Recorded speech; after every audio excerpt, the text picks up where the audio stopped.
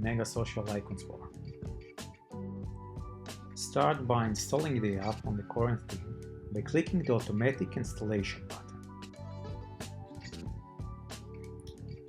Now you'll see your theme editor, and the icons of the app will immediately appear.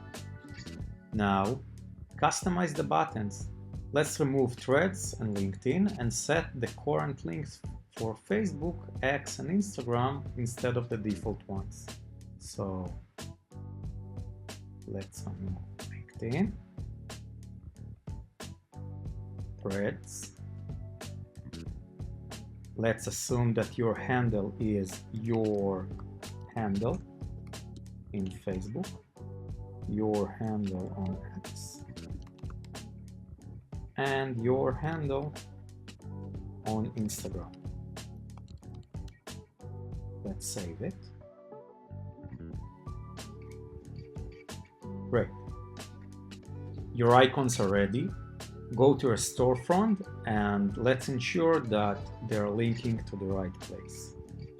So that's Facebook, and as you can see down below, it's linking to the right handle. That's X, and that's Instagram